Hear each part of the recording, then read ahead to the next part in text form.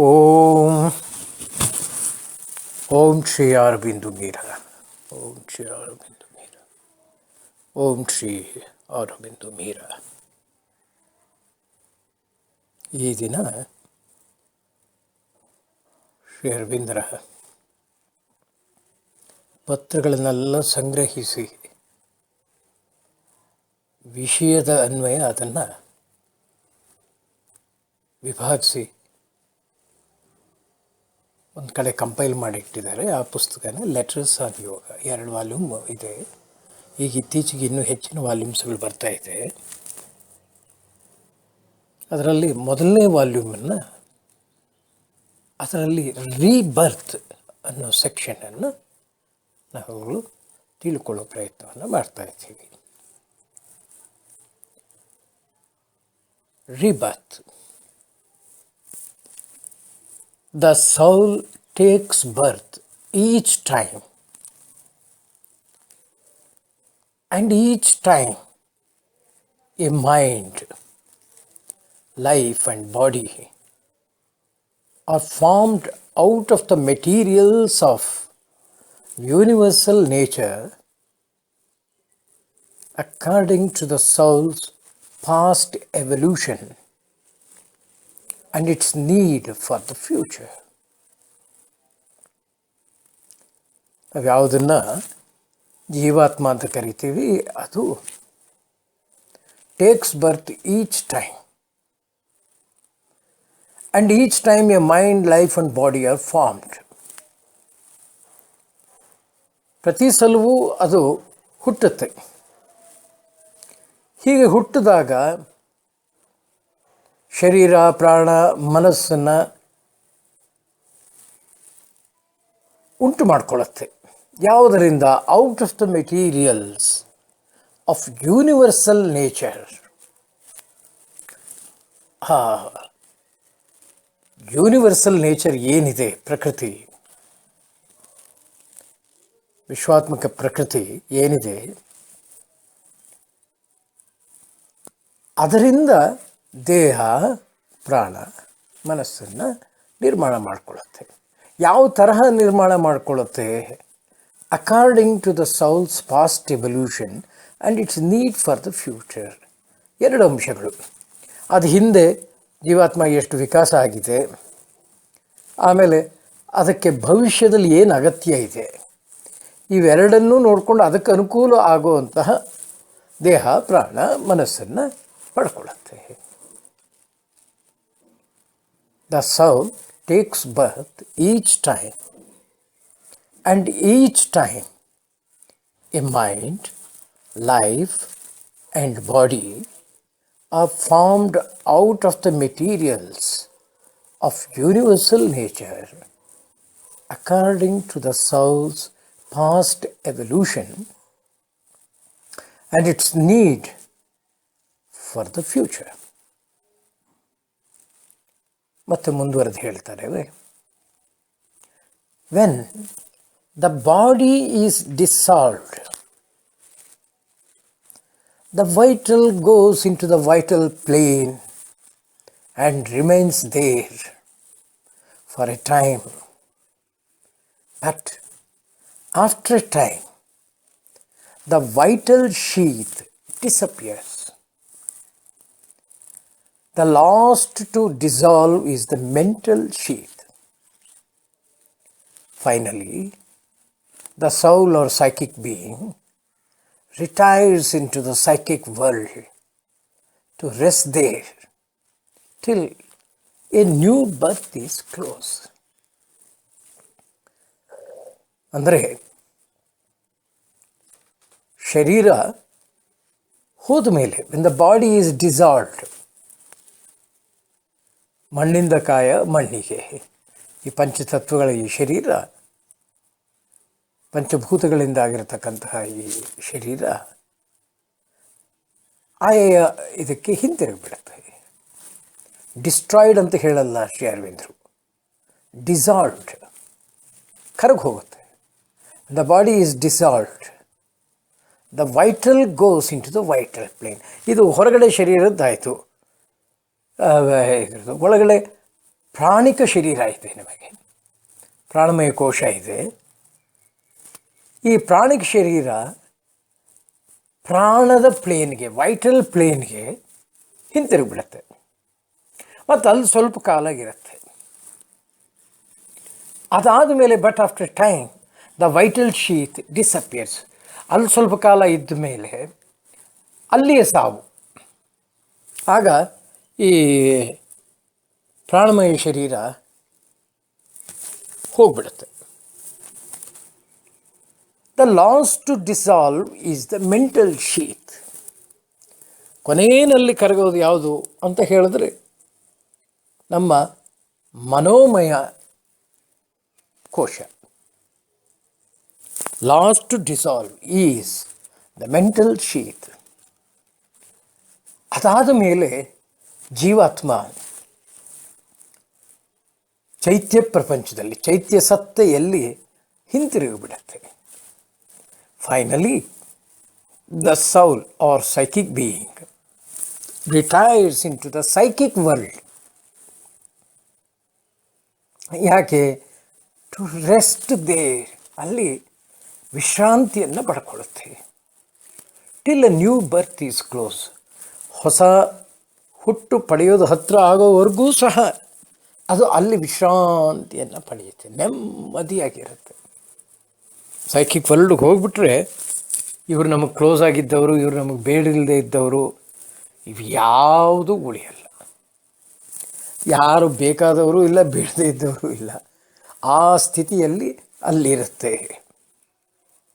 When the body is dissolved, the vital goes into the vital plane and remains there for a time, but after a time the vital sheath disappears. The last to dissolve is the mental sheath. Finally, the soul or psychic being retires into the psychic world to rest there till a new birth is close. ಇದು ಸಾಮಾನ್ಯವಾಗಿ ನಡೆಯತಕ್ಕಂತಹ ಪ್ರಕ್ರಿಯೆ. ಆದರೆ ಇದರಲ್ಲಿ ಕೆಲವು ವ್ಯತ್ಯಾಸಗಳಿದೆ. This is the general course for ordinarily developed human beings. There are variations according to the nature of the individual and his development. For example,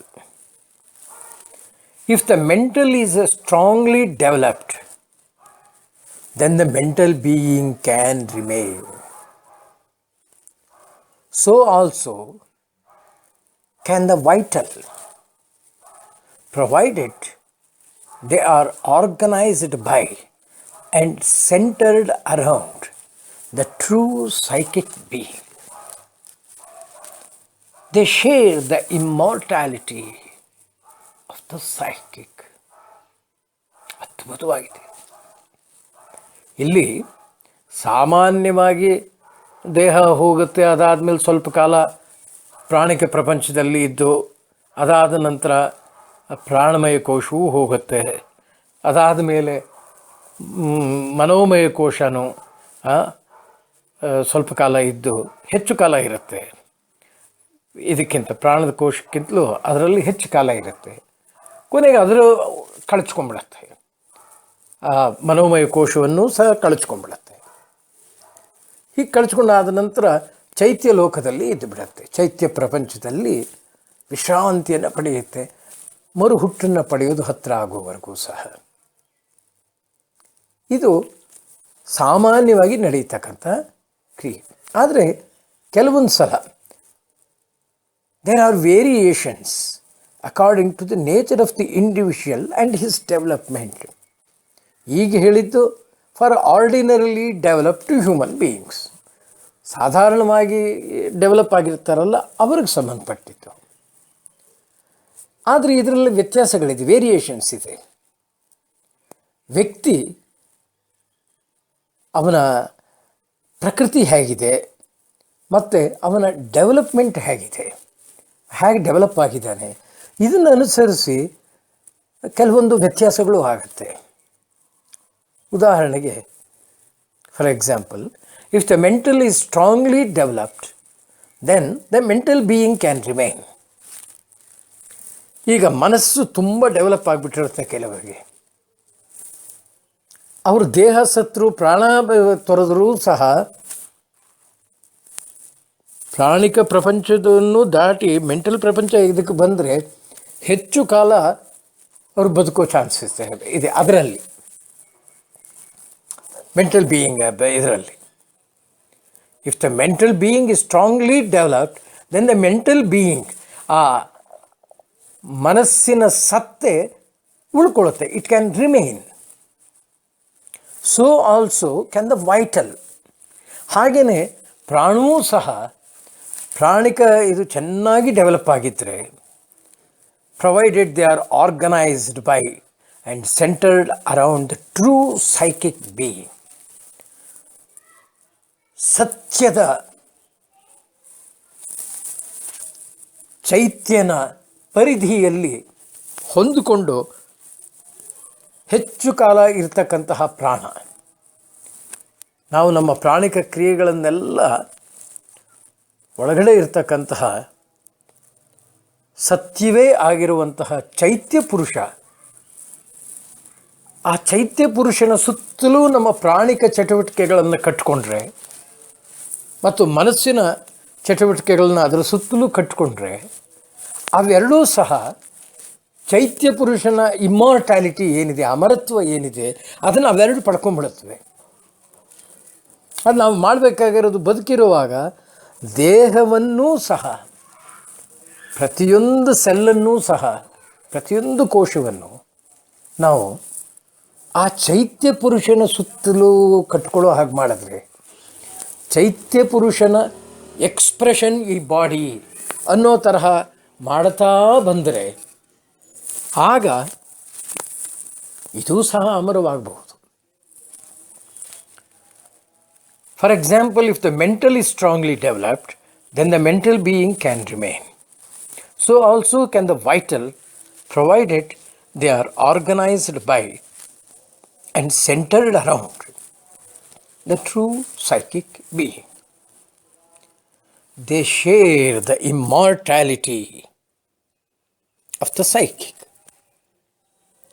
ಮುಂದುವರೆದು ಹೇಳ್ತಾರೆ, the soul gathers the essential elements of its experiences in life and makes that its basis of growth in the evolution.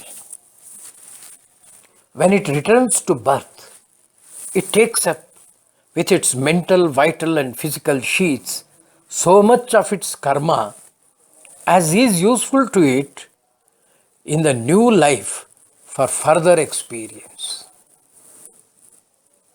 ಈ ಜೀವಾತ್ಮ ಎಲ್ಲವನ್ನ ಬಿಸಾಕ್ಬಿಡಲ್ಲ, filter ಆಗುತ್ತೆ. Gathers the essential elements of it's experiences in life. ತನ್ನ ಬದುಕಿದ್ದಾಗ ಆಗಿರ್ತಕ್ಕಂತಹ ಆ essential ಭಾಗಗಳು ಯಾವುದಿದೆ, ಆ ಅನುಭವದ ಸಾರವನ್ನು ತನ್ನ ಜೊತೆಗೆ ತಗೊಂಡ್ಬಿಡತ್ತೆ. ಎಸೆನ್ಷಿಯಲ್ ಅಂದರೆ ಎಸೆನ್ಸ್ನಿಂದ ಆಗಿರ್ತಕ್ಕಂಥದ್ದು, ಸಾರದಿಂದ ಆಗಿ ಮುಖ್ಯವಾಗಿರ್ತಕ್ಕಂಥದ್ದು, ಅದನ್ನು ಮಾತ್ರ ತಗೊಳ್ಳುತ್ತೆ. ಅದನ್ನು ಒಂದು ಆಧಾರವಾಗಿ ಮಾಡಿಕೊಳ್ಳುತ್ತೆ. ಫರ್ದರ್ ವಿಕಾಸ ಆಗಬೇಕಾದರೆ ಈ ಎಕ್ಸ್ಪೀರಿಯನ್ಸ್ಗಳು ಒಂದು ಆಧಾರ ಆಗುತ್ತೆ. ಆಮೇಲೆ ಪುನಃ when it returns to birth, it takes up with its mental, vital, physical sheaths so much of its karma as is useful to it in the new life for further experience. ಪುನಃ ಹುಟ್ಟಿ ಬಂದಾಗ ಅದು ತನ್ನ ಮನದ, ಪ್ರಾಣದ ಮತ್ತು ದೇಹದ ಈ ಆವರಣಗಳನ್ನು, ಮನೋಮಯ ಕೋಶ, ಪ್ರಾಣಮಯ ಕೋಶ ಮತ್ತು ಅನ್ನಮಯ ಕೋಶವನ್ನು ತಗೊಳ್ಳುವಾಗ ಆ ಹಳೆ ಇದರಲ್ಲಿ ಉಳಿದಿರ್ತಕ್ಕಂತಹ ಕರ್ಮ ಎಷ್ಟಿದೆ, ಅದು ಎಷ್ಟು ಬೇಕು ಈಗಿನ ಬದುಕಿಗೆ ಮತ್ತೆ ನಾವು ಡೆವಲಪ್ ಆಗೋದಕ್ಕೆ, ವಿಕಾಸವಾಗೋದಕ್ಕೆ, ಅಷ್ಟು ಅನುಭವಗಳನ್ನು ಮಾತ್ರ ತಗೊಂಡು ಬರುತ್ತೆ. ಎಲ್ಲವನ್ನೂ ತಗೊಂಬರಲ್ಲ. The soul gathers the essential elements of its experiences in life and makes that its basis of growth in the evolution. When it returns to birth, it takes up with its mental, vital, physical sheaths so much of its karma as is useful to it in the new life for further experience. It's really for the vital part of the being that Shraddha and rites are done. To help the being to get rid of the vital vibrations which still attach it to the earth or to the vital worlds, so that it may pass quickly to its rest in the psychic base. ಇದು ನಾವುಗಳು ಮಾಡ್ತಕ್ಕಂತಹ ಶ್ರಾದ್ದ. ಶ್ರಾದ್ದ ಅಂದರೆ ನಾವು ಮಾತ್ರ ಮಾಡ್ತೀವಿ ಅಂತ ಹೇಳಿ ಅಲ್ಲ, ಕ್ರಿಶ್ಚಿಯನ್ಸಲ್ಲಿ, ಮುಸ್ಲಿಮ್ಸಲ್ಲಿ ಅವರದೇ ಆದಂತಹ ರೀತಿಯಲ್ಲಿ ಶ್ರಾದ್ದವನ್ನು ಮಾಡ್ತಾರೆ. ಈಗ ನಮ್ಮ ಸತ್ತೆಯ ಪ್ರಾಣಿಕ ಭಾಗ ಯಾವುದಿದೆ, ಈ ಶ್ರಾದ್ದ ಮತ್ತು ಕ್ರಿಯೆಗಳು ಇವುಗಳೆಲ್ಲ ಅದಕ್ಕೆ ಸಹಾಯ ಮಾಡೋದಕ್ಕೋಸ್ಕರ ನಡೀತಕ್ಕಂಥದ್ದು.